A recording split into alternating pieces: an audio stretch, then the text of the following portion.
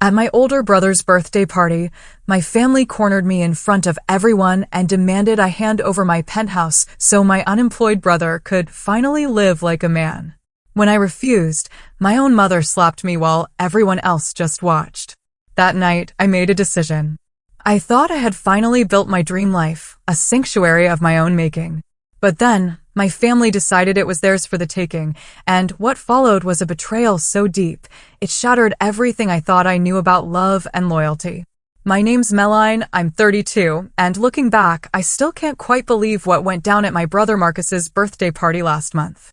My penthouse, the one I'd worked my fingers to the bone for as a software engineer, became the absolute center of a family storm I never, ever saw coming. Honestly, I should have known something was off the moment I arrived. Everyone's faces held that weird mix of anticipation and judgment, a look I'd known since childhood.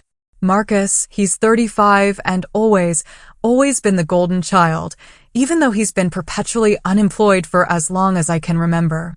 As I stepped into my parents' house, clutching his expensive gift, I felt that familiar knot in my stomach just tighten. Growing up in our middle-class neighborhood, the pattern was set early. Marcus was the firstborn, the son my parents, Deborah and Harold, had always wanted. I came along 3 years later, the daughter they never quite seemed to know what to do with. Our childhood home was comfortable, sure, but the emotional landscape? That was completely uneven. Marcus could do no wrong in their eyes, despite all the evidence to the contrary. When he broke the neighbor's window playing baseball indoors after being told not to, my dad chuckled, "Boys will be boys." When he brought home D's on his report card, my mom would just sigh, "School isn't set up for creative minds like his." Meanwhile, I discovered computers in 4th grade. I found I had this natural talent for them, spending hours in the lab, fascinated by early programming. When I brought home straight A's, my mother would nod and say, "That's nice, dear," before turning her attention back to whatever crisis Marcus was experiencing. By high school, the contrast was even sharper. I joined a robotics club and won a regional competition with my team. My parents didn't even show up. Marcus had a football game that day, though he spent most of it on the bench. When I came home with the trophy, my dad glanced up from the TV and said, "Just don't get too wrapped up in that computer stuff. Boys don't like girls who are too smart." College applications rolled around. I applied to a dozen schools, got scholarships to 8. I chose State University for their amazing computer science program. My parents? They contributed absolutely nothing to my education. "College is expensive, and we need to save for Marcus's future," my mother explained. So I worked 3 jobs, morning shifts at a coffee shop, weekend retail, and late nights doing data entry. Marcus, meanwhile, started at a private college, parents footing the entire bill. He dropped out after the first semester, claiming the professors didn't understand his learning style. They nodded sympathetically and paid for his second attempt. He lasted slightly longer there, almost a full year, before deciding it wasn't the right environment. The third college? Same story. I graduated with honors in computer science, with minors in math and business.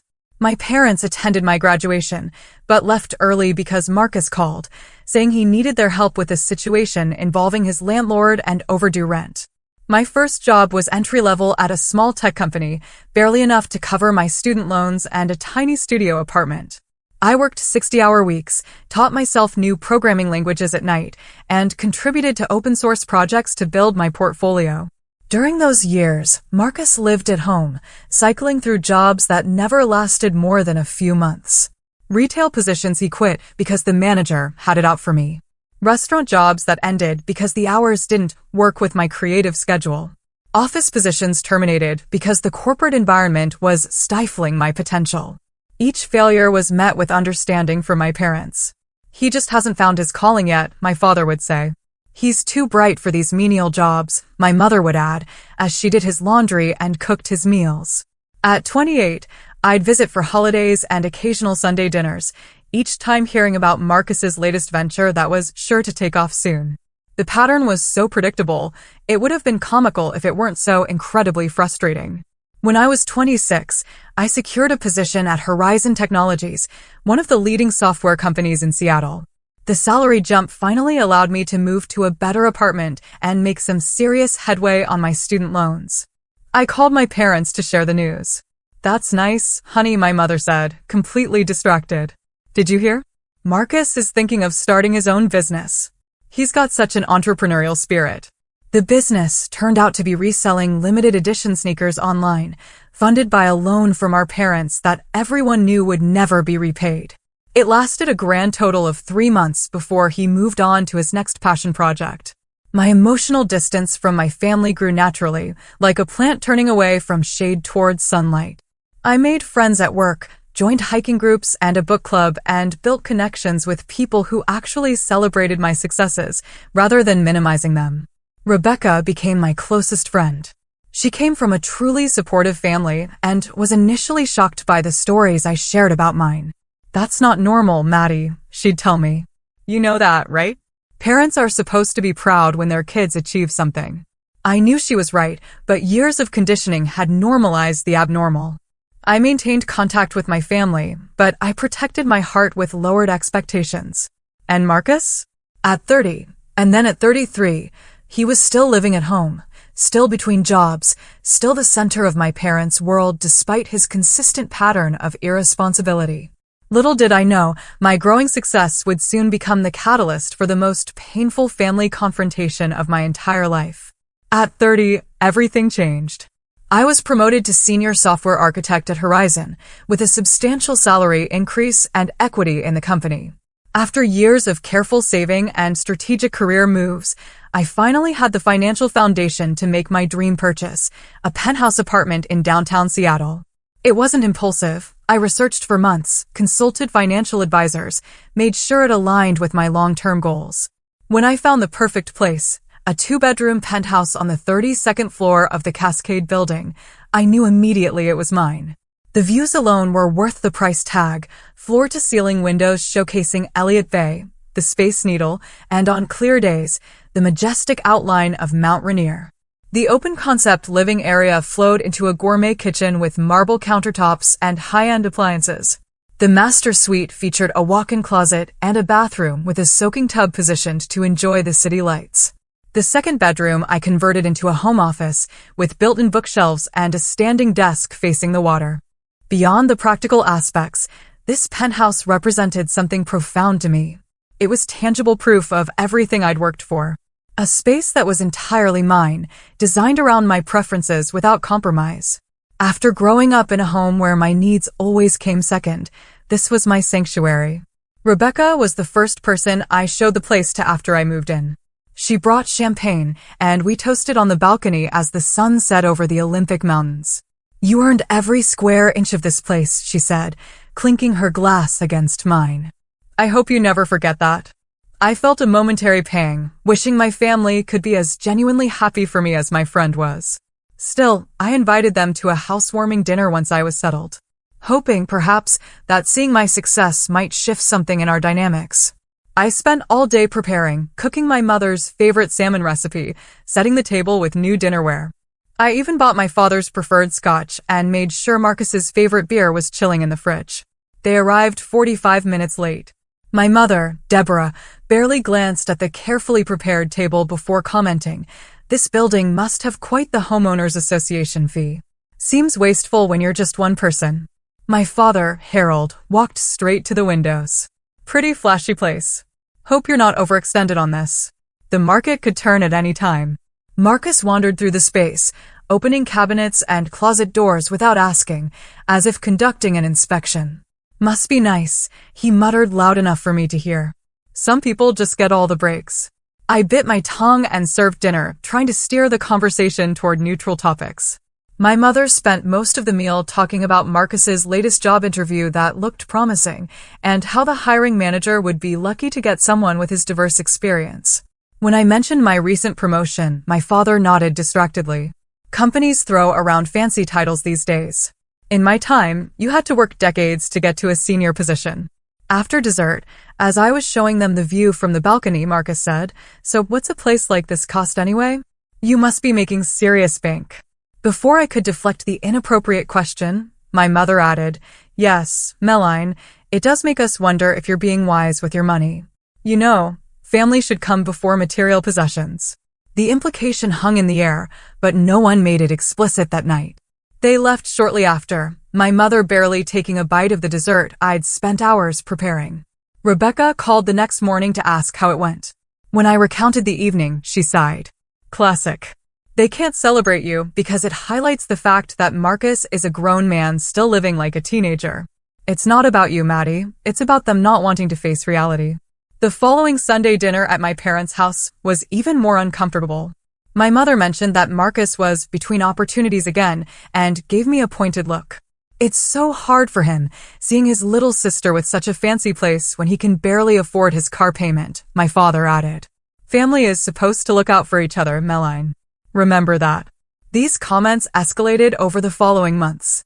Each family gathering featured some new variation on the theme that my success was somehow an insult to Marcus and that I owed it to the family to share my blessings.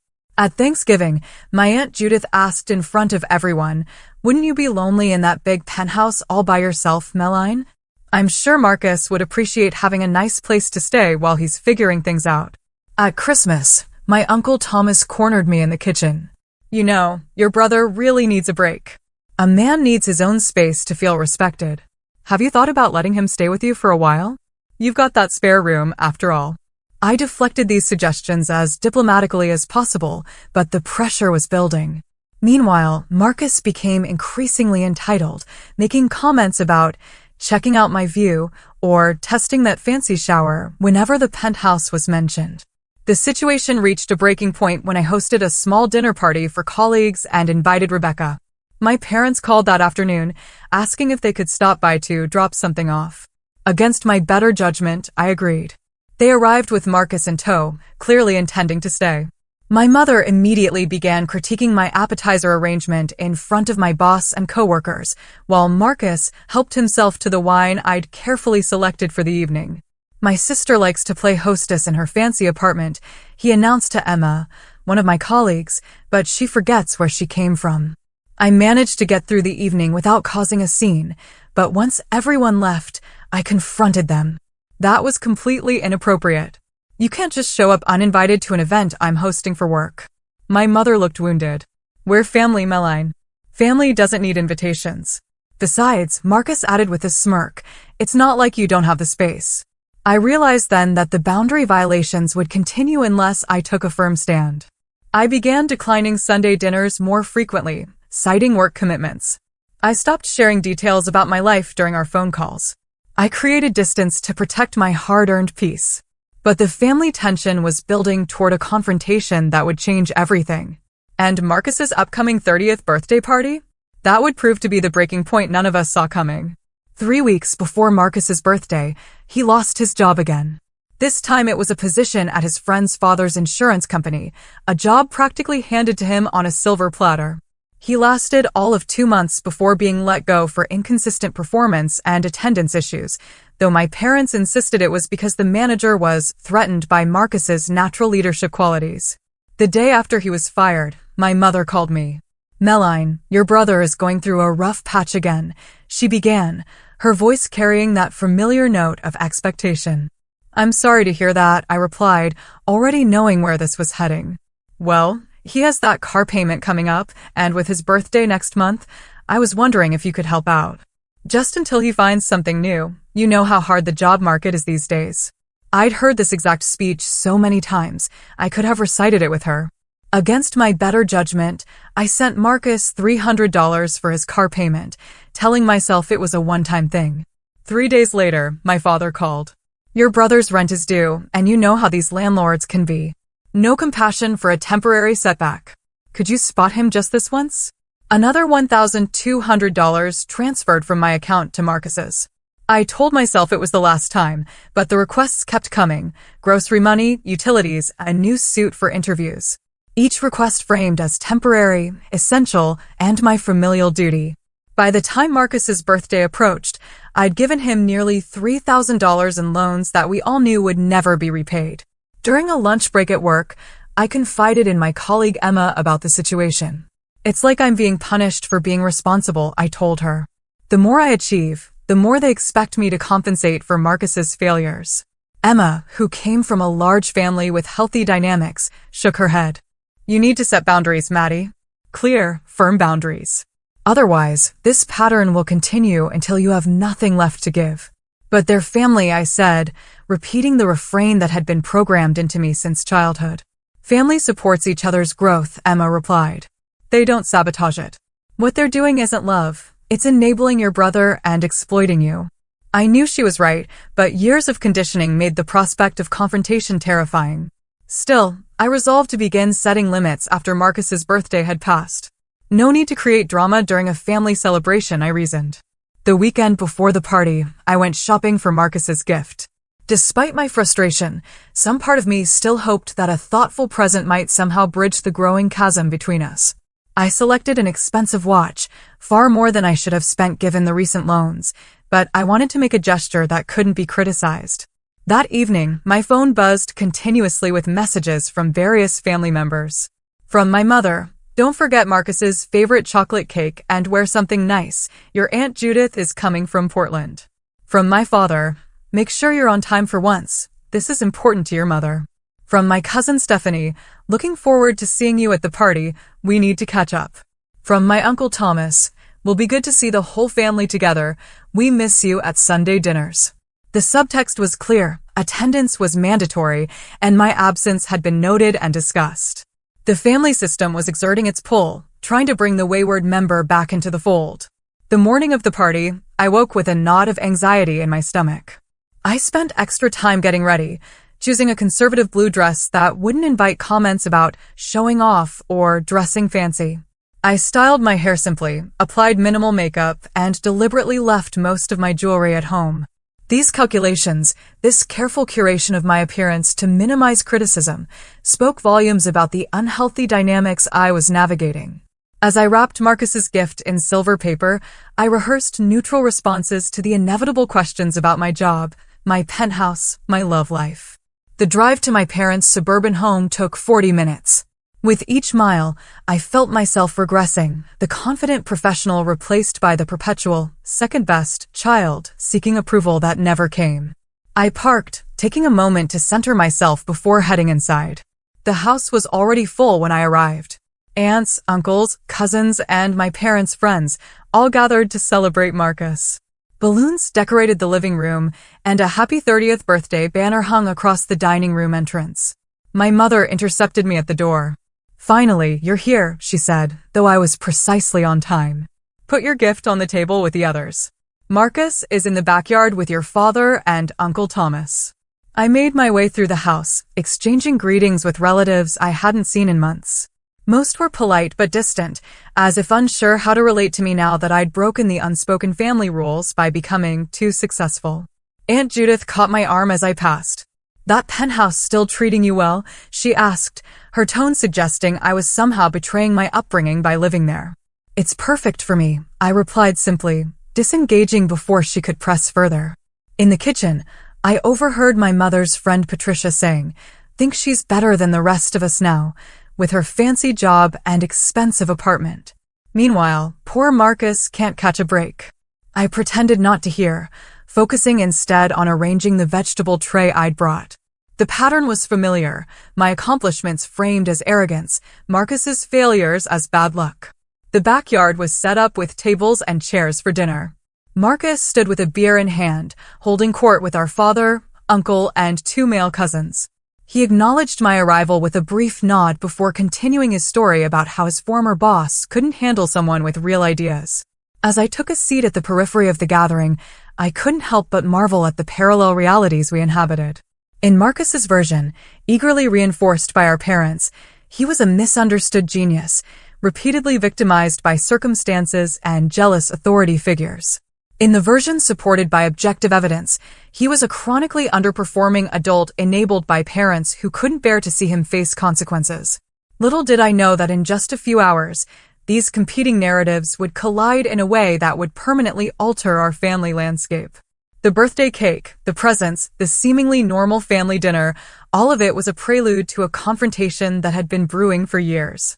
Dinner was served at 6 o'clock, with everyone gathered around the extended dining table and a folding table set up to accommodate the overflow.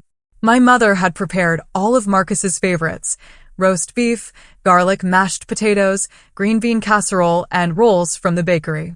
I was seated between cousin Stephanie and my father's coworker, Jim, safely distant from Marcus at the head of the table.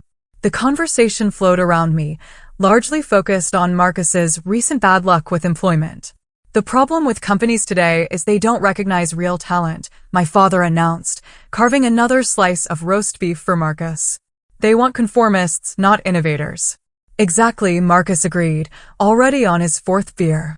That insurance job was soul-crushing anyway. I've got bigger plans. What sort of plans? I asked, genuinely curious if he had developed any realistic goals. The table fell momentarily silent, as if my question itself was an act of aggression. Marcus recovered quickly. I'm exploring several opportunities, he said vaguely. High-level stuff. My mother jumped in. Marcus has always had an entrepreneurial spirit. He just needs the right platform to showcase his abilities. I nodded and returned to my meal, the familiar script playing out exactly as expected. No one asked about my work or life. My role at these gatherings was audience, not participant. After dinner came cake, the chocolate mousse from Marcus's favorite bakery that cost my mother nearly $100, and then presents. Marcus opened each gift with the entitlement of someone who expected nothing less, offering perfunctory thanks before moving to the next box. When he opened my gift, the expensive watch I'd chosen carefully based on a style he'd once admired, he barely glanced at it before setting it aside with a brief, "Thanks, sis." My mother, noticing his tepid response, quickly added, "Isn't that thoughtful of your sister, Marcus?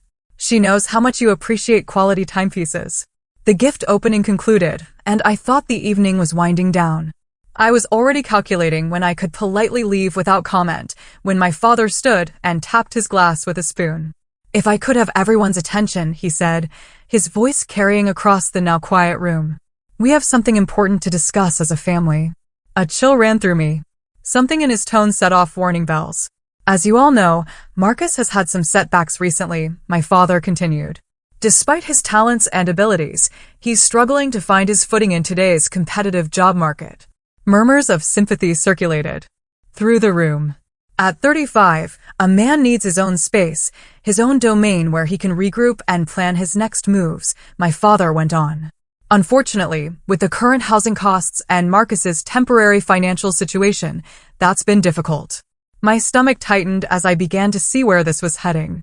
My mother stood up beside my father. "Family means supporting each other through difficult times," she said, her eyes finding mine across the room. "Those who have been blessed with abundance have a special responsibility to share with those in need, especially family." The room had become uncomfortably quiet, all eyes now shifting between my parents and me. Uncle Thomas cleared his throat. "Meline, we've all been talking, and we think there's an obvious solution here." His tone was reasonable, as if proposing a simple business transaction. "You've got that big penthouse all to yourself, with the spare bedroom you use as an office. Marcus needs a place to stay while he gets back on his feet."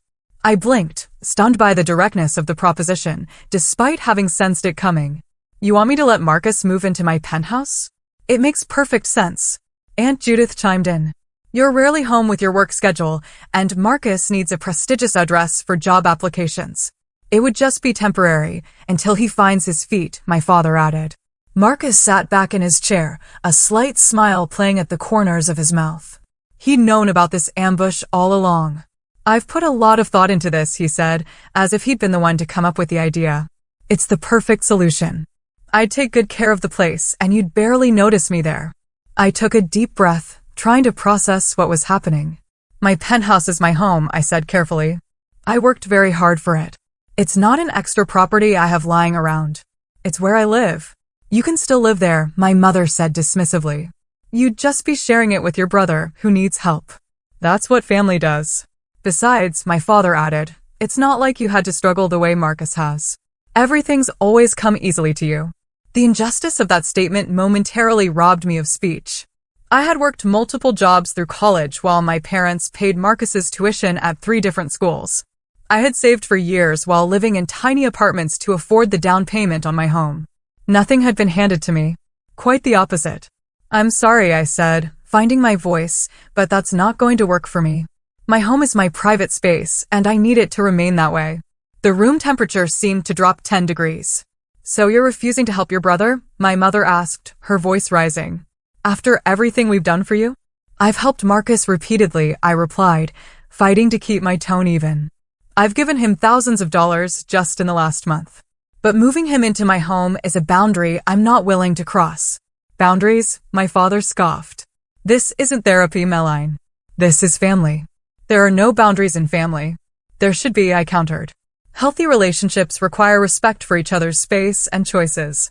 Uncle Thomas leaned forward. Listen, Meline, no one's asking you to give up your penthouse, just to share it until Marcus gets on his feet.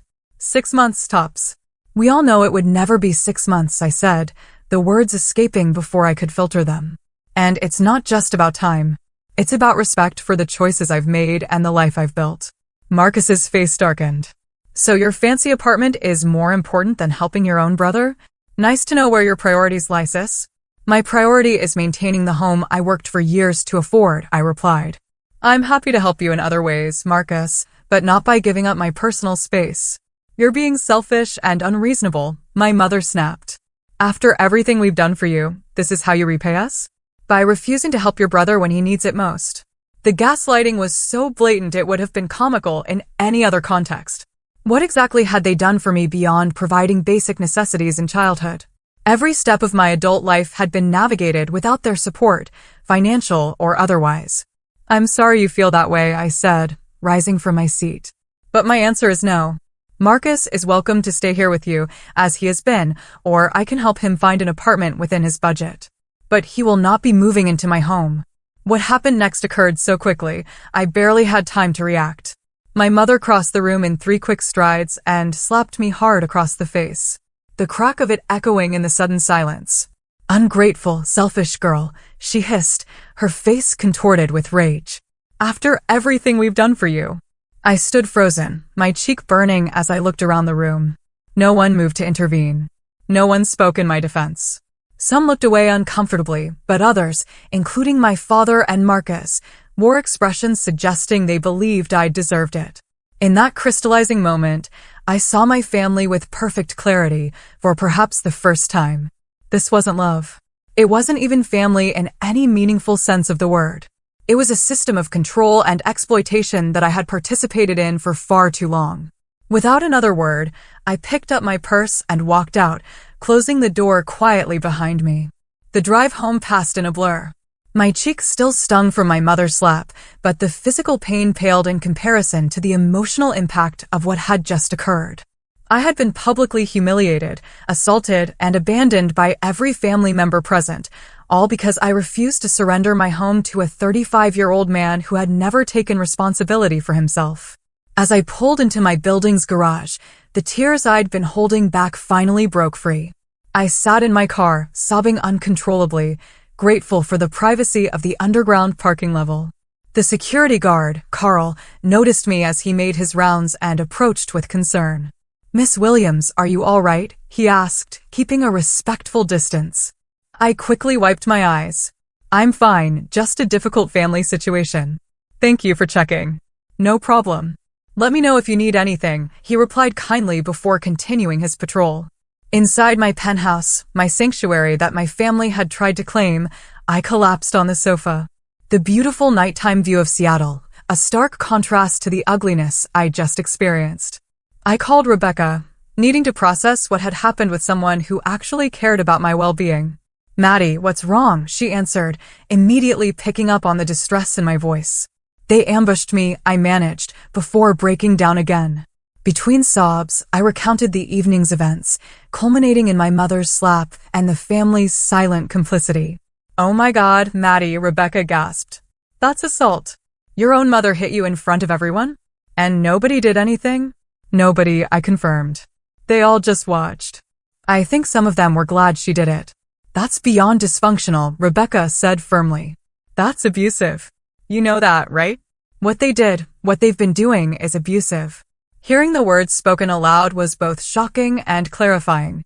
Abuse. I'd always thought of my family as difficult, dysfunctional, frustrating, but had avoided labeling their behavior as abusive.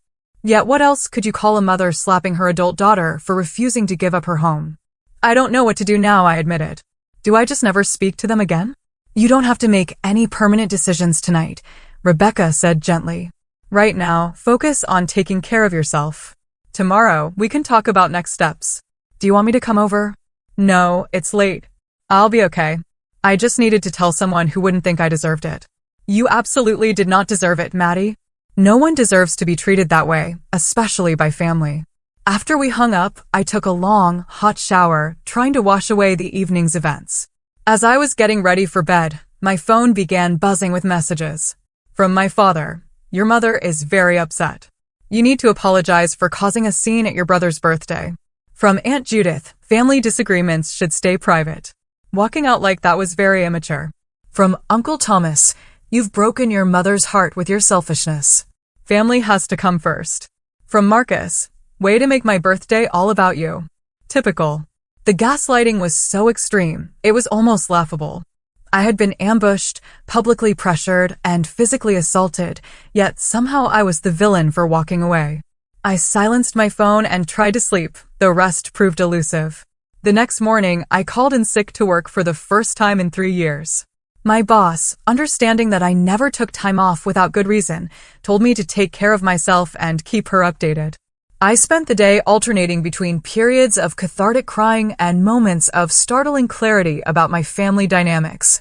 By afternoon, the messages had escalated. From my mother, I raised you better than this. After everything I've sacrificed for you, this is how you repay me?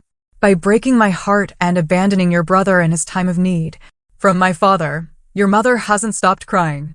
Is your precious penthouse worth destroying this family for? From Marcus, Mom and Dad are devastated. Hope you're happy in your ivory tower. My building's intercom buzzed. Miss Williams, there are 2 people in the lobby claiming to be a nurse. They're quite insistent about seeing you. Should I send them up? My heart raced. Absolutely not. I don't want to see them. Please ask them to leave. Of course. Would you like me to call security if they refuse? Yes, please. And Carl, could you make a note that they're not to be allowed up under any circumstances? Already done, Miss Williams. Don't worry. I watched through my peephole 20 minutes later as Carl escorted my parents back to the elevator, my father's face red with anger, my mother dabbing at theatrical tears with a tissue. The boundary violation was breathtaking. Showing up unannounced at my home after what had happened, expecting to be welcomed. The next day, I returned to work, needing the normalcy of my professional environment. Around lunchtime, Emma texted me. Your brother is in the lobby asking for you. Security wants to know if they should let him up.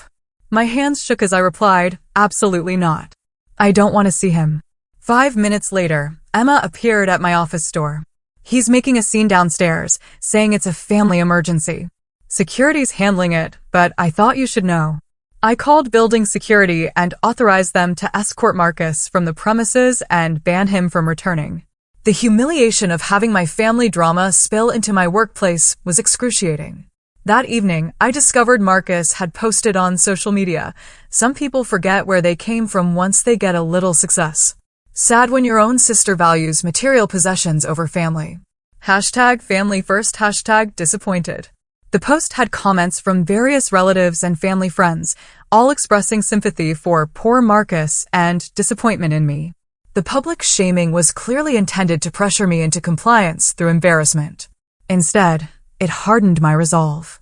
I blocked Marcus on all platforms, then did the same with every family member who had commented in support of his post. The relief was immediate, like closing windows during a storm. The next escalation came in the form of a certified letter from a law firm I'd never heard of, claiming I had made legally binding verbal commitments to provide housing for Marcus. The letter demanded I honor these commitments immediately or face legal action. I almost laughed out loud at the absurdity. I had made no such commitments, verbal or otherwise. Still, the implied threat was clear: submit to family demands or face continued harassment.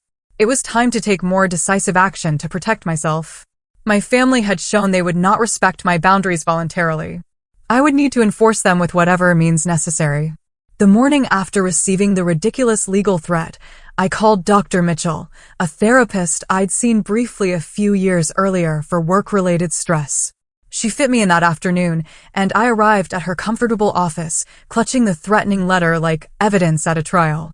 "I'm not sure if you remember me," I began. "Of course I do, Meline," she replied warmly. "What brings you back after all this time?" I handed her the letter and gave her a condensed version of recent events, from the increasing pressure about my penthouse to the birthday party ambush and its aftermath. Dr. Mitchell read the letter carefully, her expression growing more concerned. When she looked up, her eyes were compassionate but direct.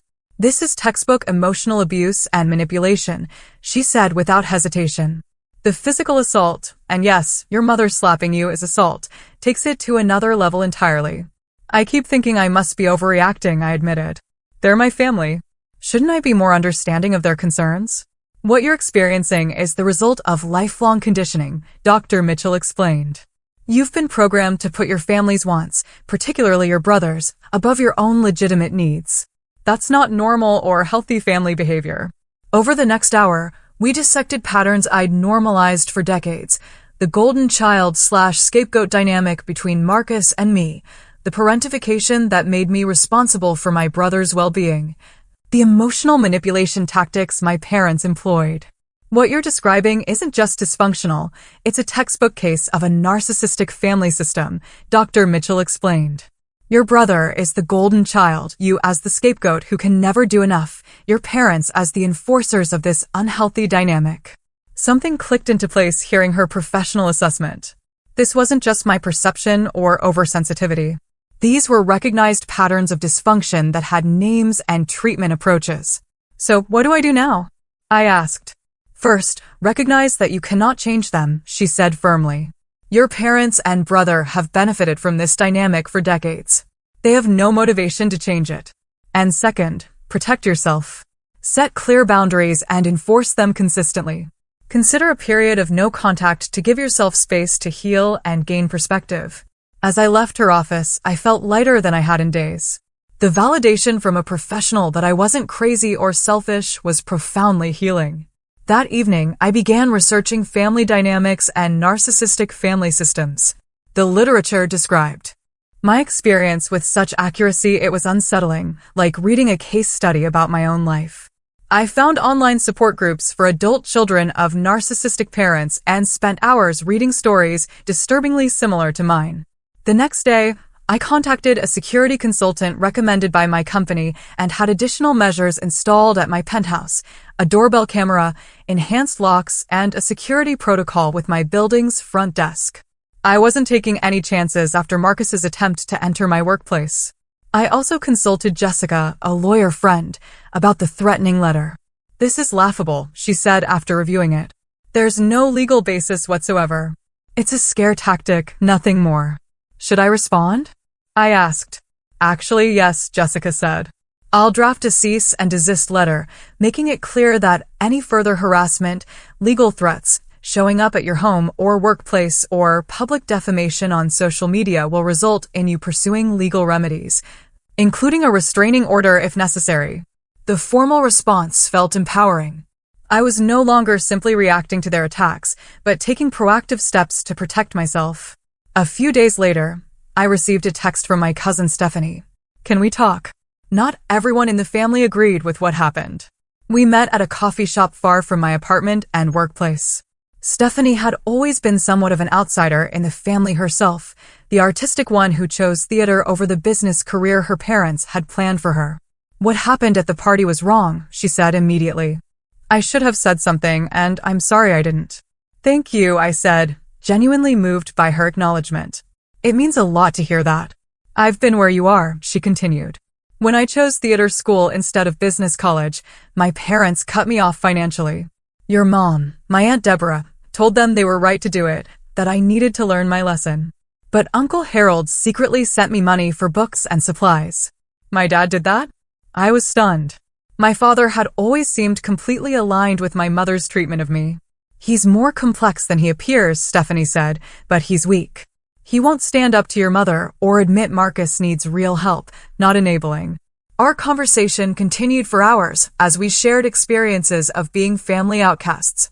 Stephanie had eventually established boundaries with her parents and now had a relationship with them that, while not perfect, was at least manageable. Distance helped, she advised. I moved to Portland, limited contact to scheduled calls and visits, and refused to discuss certain topics. It was hard at first, but now they mostly respect my boundaries. Back at home, I felt less alone, knowing at least one family member understood and supported me. That small validation gave me strength for what I needed to do next. Over the following weeks, I systematically gathered evidence of my journey versus Marcus's. I created a timeline documenting my education, paid for entirely by me, my career progression, my financial milestones, and my consistent self-sufficiency. Alongside it, I documented Marcus's history of dropped college courses, paid by our parents, failed jobs, loans never repaid, and continued dependence.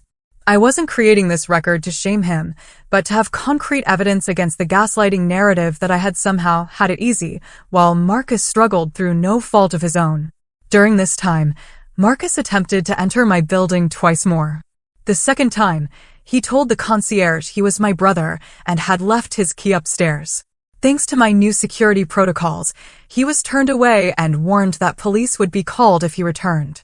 The cease and desist letter from my lawyer had an impact. The social media campaign against me quieted, and no more legal threats arrived. Still, I received occasional texts from relatives asking why I was tearing the family apart or urging me to be the bigger person.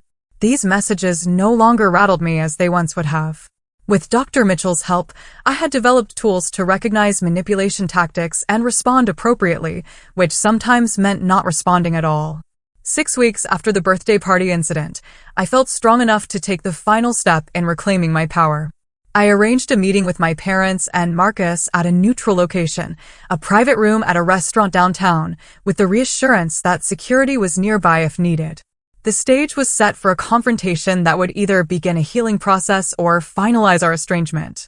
Either way, I was prepared to face my family on my terms, with truth as my shield and boundaries as my armor. I arrived at the restaurant 20 minutes early, needing time to center myself before the confrontation. The private dining room I'd reserved offered both privacy and safety. My lawyer, Jessica, had suggested a public venue with staff nearby, just in case emotions escalated again. I'd prepared meticulously for this meeting, bringing copies of the documentation I'd compiled and rehearsing what I wanted to say with Dr. Mitchell. Most importantly, I'd clarified my boundaries and the consequences for violating them. My parents arrived exactly on time, my mother's expression a practiced mask of wounded dignity, my father looking uncomfortable but resolute. Marcus arrived 10 minutes late, making an entrance as if his tardiness was a power move rather than simple disrespect. "Thank you for coming," I began once a server had brought water and left us alone. I wanted to meet in person to clarify some things about our relationship going forward. Going forward, my mother interrupted. "Perhaps you should start with an apology for walking out on your brother's birthday and ignoring our calls for weeks." I took a deep breath, refusing to be derailed. "What happened at Marcus's birthday party was unacceptable. You ambushed me with unreasonable demands, and when I refused, you physically assaulted me, Mom. No one intervened or checked if I was okay afterward." "It was just a slap," Marcus said dismissively. "Don't be so dramatic. If a stranger had slapped me, it would be assault. Being family doesn't make it acceptable," I replied calmly. "But today isn't about rehashing what happened. It's about establishing clear boundaries for the future." I opened my folder and placed 3 copies of a document on the table. This is a timeline I've created, documenting my journey from college to present day. It includes every job I worked to pay for my education, every apartment I lived in while saving for my home, every promotion I earned through hard work and additional skill development on my own time. My father glanced at the document while my mother pushed it away without looking. Alongside my journey, I've documented Marcus's path, the 3 colleges our parents paid for, the numerous jobs left or lost, the repeated financial support provided with no expectation of repayment or responsibility. "This is ridiculous," Marcus snapped. "You're just trying to make yourself look good and me look bad." "No. I'm establishing facts to counter the narrative that I've somehow had it easy while you've struggled through no fault of your own. That narrative has been used to justify increasingly unreasonable demands, culminating in the expectation that I should give up my home to accommodate you." My mother's face had flushed with anger. "We never asked you to give up your home, just..."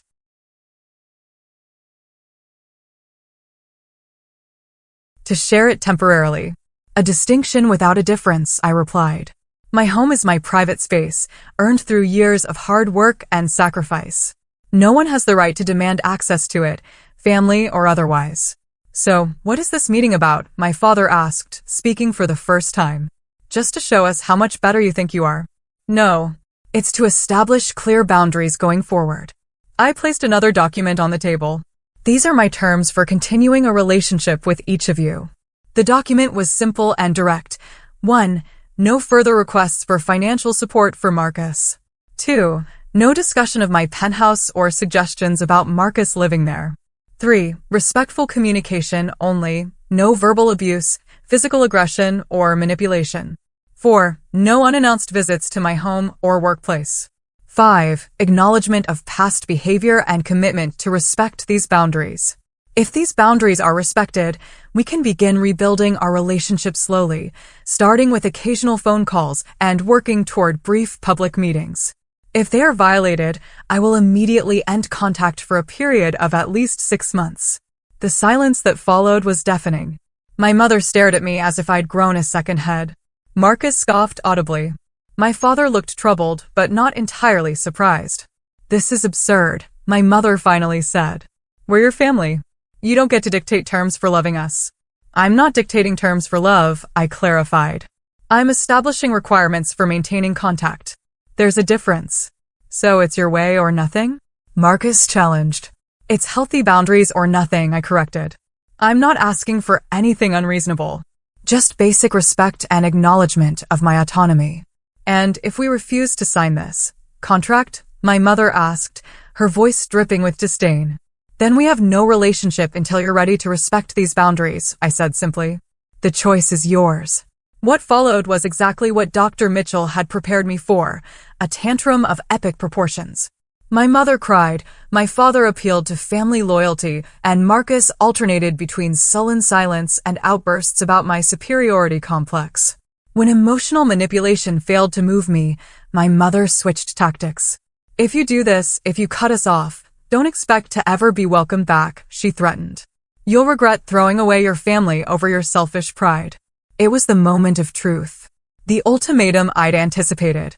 In the past, such a threat would have immediately brought me back in line, terrified of losing the only family I had, however dysfunctional. But something had fundamentally shifted in me. I realized with perfect clarity that what I was being offered wasn't really family at all. It was a system of control masked as kinship, a bargain where love was conditional on compliance. I hope it doesn't come to that, I said, gathering my documents and standing up. But I deserve to be treated with respect, and I won't accept less. Even from family. Especially from family. The ball is in your court now. I walked out of that restaurant with my head high, uncertain if I would ever speak to my parents or brother again, but absolutely certain I had done the right thing for myself. The following weeks were difficult, but clarifying. My parents didn't contact me, clearly expecting me to break first and come crawling back, as I always had before. Marcus resumed his social media campaign briefly before his attention was diverted by some new grievance.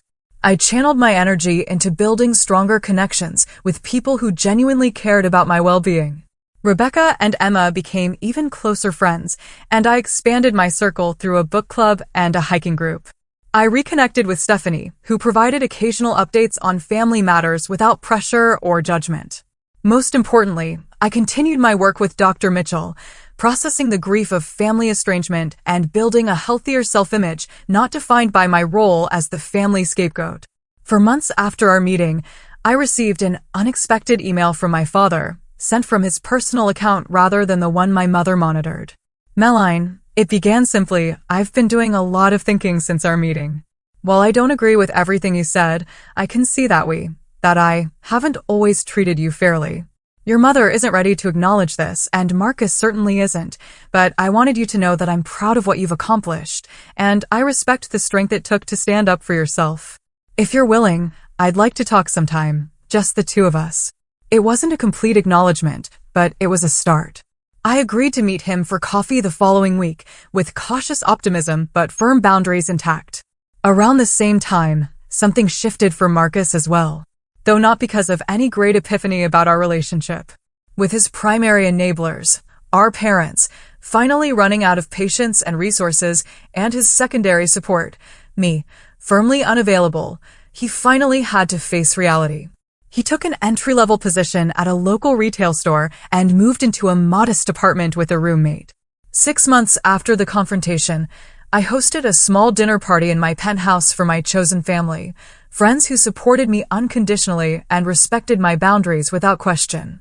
As we enjoyed wine on the balcony overlooking the Seattle skyline, Rebecca raised her glass.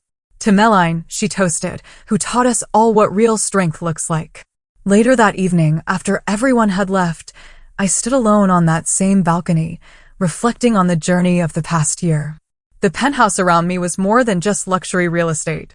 It was a symbol of everything I'd overcome, every obstacle I'd navigated, every boundary I'd established. My relationship with my parents remained complicated. My father and I were rebuilding slowly, on new and healthier terms. My mother had made a few tentative overtures, though still without acknowledging her behavior. Marcus and I remained estranged, which brought both sadness and relief. But for the first time in my life, I felt completely at peace with who I was. I had learned that true family isn't defined by blood or obligation, but by mutual respect, support, and love that doesn't come with conditions. I had discovered that sometimes the most loving thing you can do for yourself and others is to stand firm in your truth and require that your boundaries be respected. As I watched the city lights twinkle below, I realized that the most valuable property I owned wasn't this beautiful penthouse, but the sense of self-worth I'd fought so hard to reclaim.